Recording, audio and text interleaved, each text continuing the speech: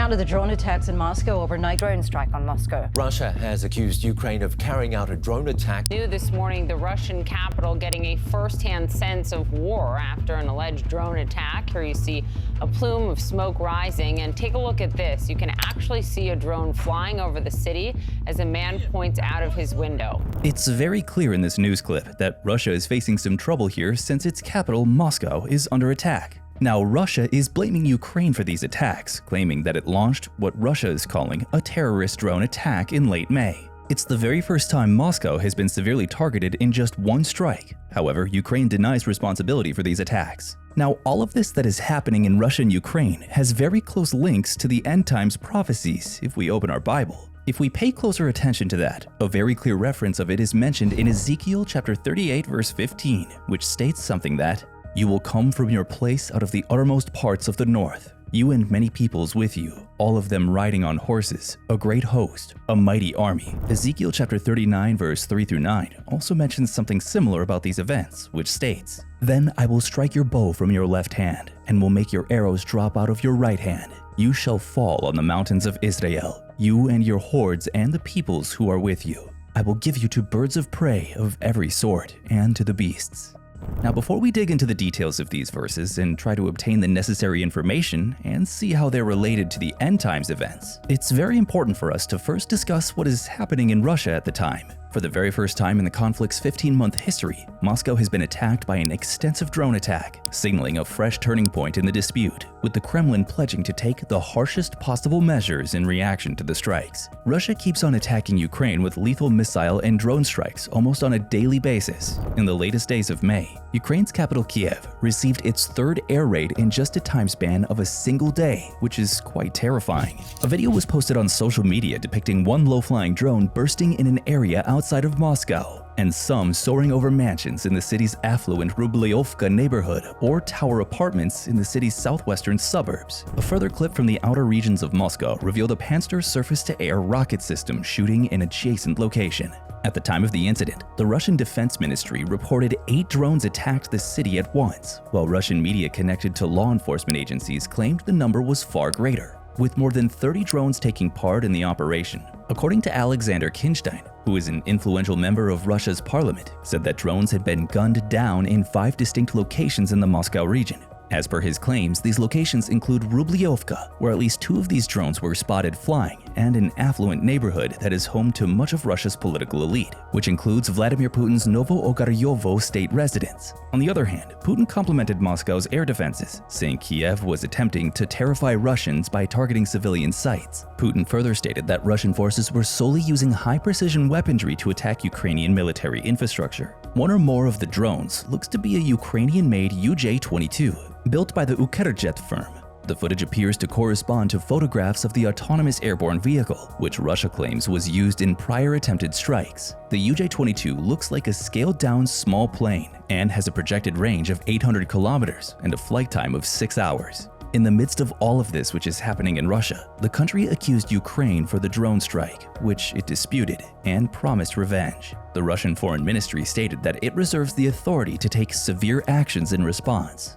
But it's not going to stop there. Observers believe that Ukraine will start a counteroffensive in the upcoming weeks. One purpose of the drone attacks against Moscow could be a shaping operation to divert Russian air defenses far from the forefront in order to protect significant towns and cities. Now, it seems like a lot is happening in Russia as well as in Ukraine, and we, as Christians, know that in the end times, such things will surely happen, where there will be wars, there will be difficulties, and most of all, there will be suffering. But if we look closely at this particular aspect of the ongoing war between Russia and Ukraine, we will see that there is something related to this side of the story too, which is linked to the signs of the end times events. Let's have a look at them. The world's attention had been drawn to Eastern Europe last year when Russian President Vladimir Putin's army invaded Ukraine, savagely destroying multiple cities and killing civilians. This was Europe's most offensive military action since World War II. With that, Russia's conduct seems to have raised interest in a type of end times prediction that attempts to align contemporary events with various predictions of biblical prophecy. According to popular belief, Russia is pointed out, which some would contend by name, in 2 chapters of the book of Ezekiel as the leader of the union of powers that will threaten the world at an unknown period in the distant future, or even in the present, that will finally move against Israel. So, is Russia an important end times player? Most Bible specialists carefully debate these questions on nations and events, yet some vivid theories have evolved that are worth investigating. Author Joel Rosenberg has been active in his exploration of Old Testament predictions about the biblical end of days, considering Russia's potential inclusion in the mix. He wrote a blog article a few years ago about current events as they relate to the prophecies of Ezekiel. In his blog, he wrote that Ezekiel, which is the Hebrew prophet, predicted 2,500 years ago that Russia and Iran would create a military partnership to strike Israel from the north in the last of the days. Now, this eschatological struggle, depicted in Ezekiel 38 through 39, is regarded by Bible scholars as the war of Gog and Magog. The scripture mentions a Gog of the land of Magog and hints that not only a fight, but also an eventual victory for the Lord before the gaze of the world. Ezekiel chapter 38, verse 14 through 16. Therefore, son of man, prophesy and say to Gog, this is what the sovereign Lord says. On that day, when my people of Israel are living in safety, will you not take notice of it? You will come from your place in the far north, you and many nations with you, all of them riding on horses, a great horde, a mighty army. You will advance against my people Israel like a cloud that covers the land. In days to come, Gog, I will bring you against my land, so that the nations may know me when I am proved holy through you before their eyes. Now, who are Gog and Magog? Genesis chapter 10 verse 2. The sons of Japheth, Gomer, Magog, Madai, Javan, Tubal, Meshech, and Tyrus. Gog is first mentioned in Genesis chapter 10 verse 2 as Noah's grandson.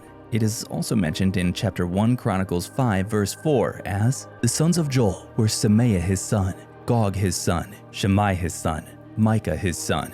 Based on this Bible verse, it's believed that Gog is the son of the prophet Joel. Gog appears alongside Magog in both Ezekiel and Revelation, both of which are end-of-the-world predictions. Because Gog is translated as high or supreme, Ezekiel says he is the leader of a powerful nation called Magog. Some biblical scholars believe that Gog is a title rather than a person, such as the president or prime minister or pharaoh. Now, how are Gog and Magog linked with the present times? As described earlier in Ezekiel chapter 38 verse 14 through 16, where it being said in the verses that you will come from your place in the far north. If you take out a map and look towards the north, where the scriptures say that Gog will appear from the far north, you will see Russia and former Soviet areas in that region. So it's not surprising to see why so many Bible scholars refer to this territory. Another point worth noting is that Persia, a country identified as being in partnership with Magog, is modern-day Iran, as we described earlier in the video. Given current events and trends, that piece is raising a lot of eyebrows. Now, all of this seems to be making sense, and we can note that there is a connection between these events which are happening and the prophecies which are telling us about the times ahead. So as we watch everything as believers, God will give us knowledge as events develop and the parts of the prophetic puzzle fall into place. What are your thoughts on this? Let us know in the comments section below. If you enjoyed today's video, then make sure to leave us a thumbs up and don't forget to subscribe to our channel to keep up with the most exciting content. Thank you for watching. See you again in another video.